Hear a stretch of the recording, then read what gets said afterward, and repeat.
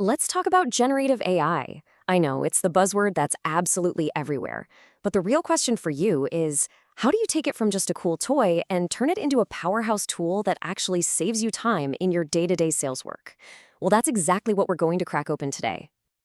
And just so you know, everything we're diving into, from the big ideas to the nitty gritty examples, it's all coming straight from Chapter 2 of this fantastic tutorial by Virtualization Options LLC.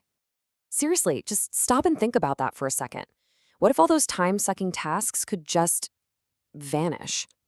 This isn't some far-off dream. It's what happens when you learn this one simple skill, prompt engineering.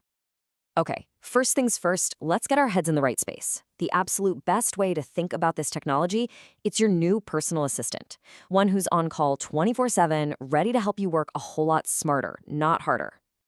Now, here's the key difference you've got to understand. Your old software, it just finds information that already exists. Generative AI, it creates brand new, original content. It's a brainstorming partner, a first draft machine. Think of it less like a calculator and more like a true collaborator. But, and this is a big but, we have to be realistic. This AI is incredible at drafting text, whipping up summaries, and sparking ideas. What it's not good at? Well, it can be flat out wrong. It can literally just make stuff up. It doesn't know what happened 5 minutes ago, and it has zero emotional intelligence. You've got to remember, it's a powerful tool, but it is not a replacement for your professional judgment.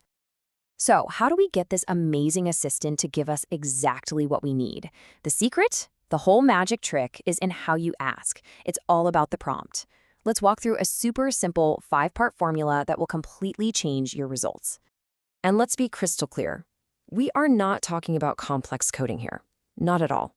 Prompting is just learning to communicate clearly with your new assistant, speaking a simple language that it really understands.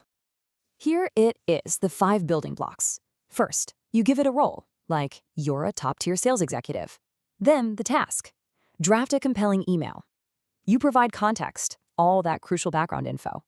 You specify the format. Maybe you want bullet points.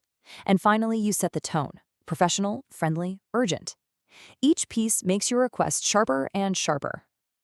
Okay, theory is one thing, but let's see how this actually works. We're about to see how this 5-part formula takes a totally basic request and turns it into a serious time-saving tool you can use right away.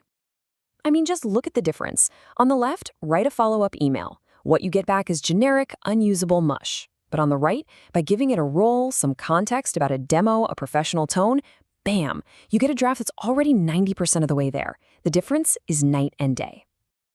And it's the exact same story for meeting prep. Help me prepare for a meeting isn't a prompt, that's a cry for help. But telling the AI to act as your personal sales coach and generate powerful, open-ended questions for a discovery call, now that is a strategic tool you can use 5 minutes from now. One last example here. Ask it to summarize this article, and you'll get a book report. Fine. But tell it to act as a sales pro analyzing a competitor and pull out the top 5 most critical takeaways. You just turned a dense report into actionable intel in literally seconds. So now you have the secret formula. The next step is just as important. Let's talk about the common traps that almost everyone falls into at the beginning. Getting this right is going to save you so much frustration. Mistake number 1 is by far the most common, being way too vague. We just saw it in the examples. Vague questions get you vague answers. The AI can't read your mind. So remember this. Specificity is your superpower. Tell it exactly what you need. Okay, listen up, because this one is 100% non-negotiable. You can never, and I mean ever, put sensitive customer data or confidential company info into one of these public AI tools. The fix is easy. Just sanitize your prompts. Use placeholders like customer name and strip out any secret numbers. Make this a habit from day 1. Mistake number 3 is blind trust. You have to remember, this AI can be incredibly confidently wrong. You have to treat every single thing it gives you as a first draft. Your job is to be the human expert in the loop. Review it, check the facts, and add your professional touch before it ever gets near a client. And finally, don't make the mistake of thinking it's a one-shot deal. The absolute best results come from tweaking things. Treat it like a conversation. If the first try isn't perfect, just tell it what to change. Say, hey, make that shorter. Or can you rewrite that to sound more urgent? That tiny bit of refinement is how you go from a good output to a great one. All right, so there you have it. You've got the formula, and you know the pitfalls to dodge.